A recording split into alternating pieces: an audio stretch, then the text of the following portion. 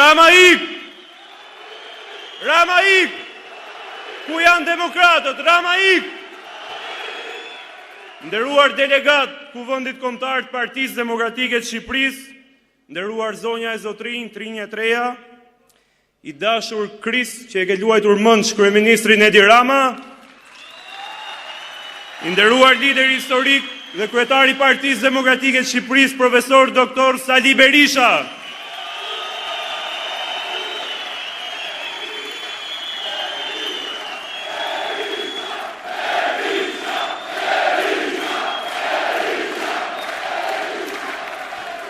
Fillimisht më lejoni t'i shpreh mirënjohjen time të pakufi qytetarëve të Tiranës, të cilët mbrëm e mbushën sheshin Nën Tereza në Festën e Demokratëve, e që sot vendosën të përçmonin tallavan e shërptorëve të krimit të organizuar.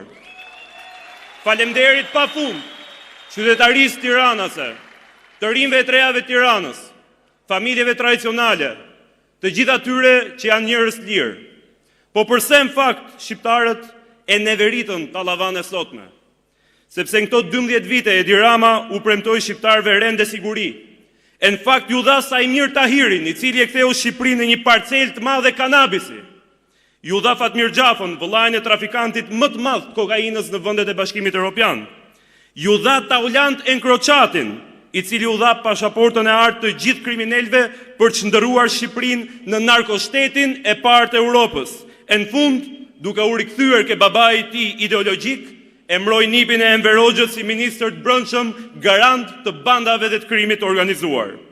Përse u braktis tallavaja e sotme?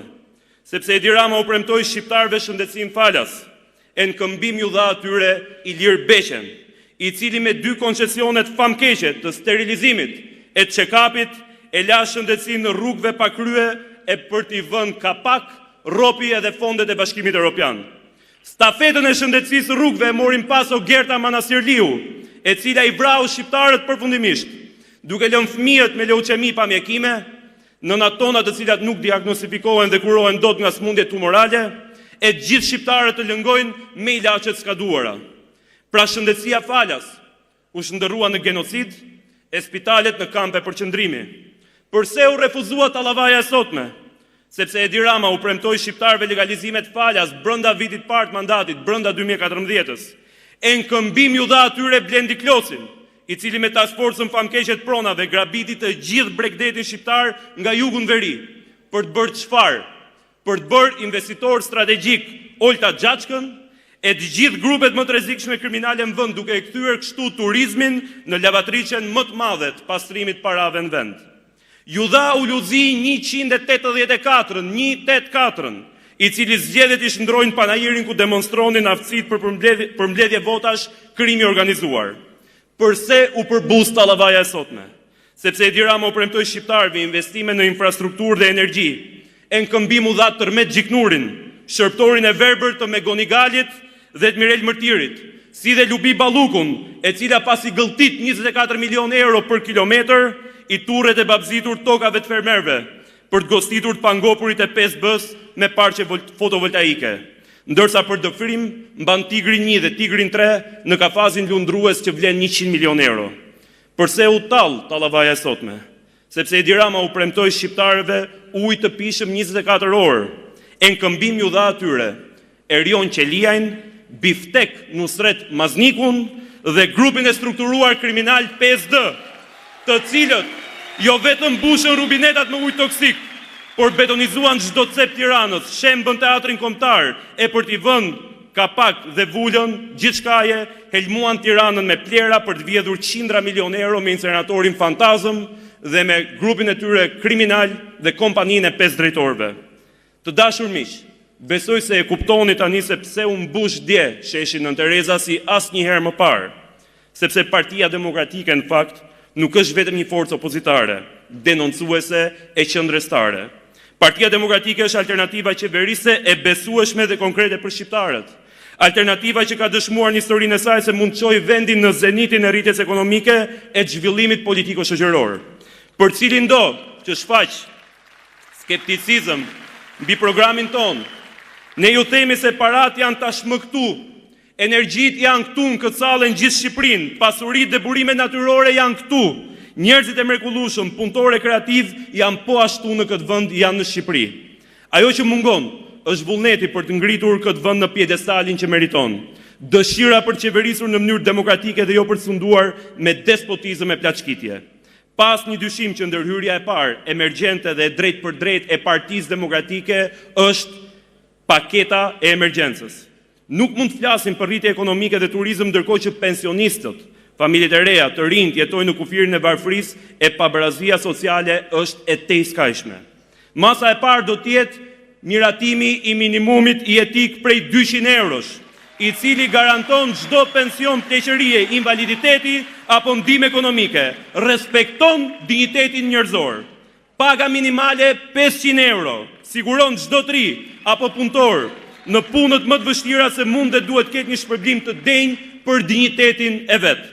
Paga mesatare 1200 euro, i jep profesionistit në sektorin publik apo privat statusin që meriton dhe shanset reale për të mundësuar banim dhe mirëqenie për familjen e tij. Çmimi i energjisë në 7 lek për kilowatt orë u mundëson qytetarëve të vendit me burime të mëdha hidrike që të paguajnë një çmim të drejtë përkundër zhvatjes qeveritare të deritanishme. Partia Demokratike angazhohet të rimëkëm sistemin shëndetësor me 2 fishim të buxhetit për shëndetësinë, sepse asnjë sistem shëndetësor serioz nuk mund të ngrihet mbi keq financim dhe mungesë të bazës materiale elementare. Krijimin e një modeli të ri sigurime shëndetësore që ofron më shumë mundësi dhe konkurrencë për pacientët, zgjerim në listës barnave të rimbursuara dhe garantimi i cilësisë së tyre duke u dhënë fund ferrit ilaçeve skadente e çmimeve të papërballueshme nga shtresat më të brishta ekonomike. Programi për rinin synon që t'i jap fund dramës familjare dhe shoqërore të shpopullimit. Çdo prind shqiptar meriton t'i ketë afër bijt e bijat e veta. Kjo është arsyeja që edhe unë, si një i ri, edhe pse kisha mundësinë studioja jashtë, studioja në Shtetet Bashkuara të Amerikës, vendosa të kthehem për t'i qëndruar pranë familjes sime, prindëve të mi. Çdo prind shqiptar meriton që fëmijët e vet t'i ketë në shtëpinë e tij apo të saj. Dyfishimi i buxhetit për arsimin, çdo teori zhvillimi apo ngritje sociale vendos theksin tek arsimi si faktor kyç, e nuk mund të ketë arsim modern pa një model serioz të financimit në nivelin e pagave, në shpërblim të kërkimit shkencor e në investime në pajisje dhe infrastrukturë arsimore. Një çati për çdo çift.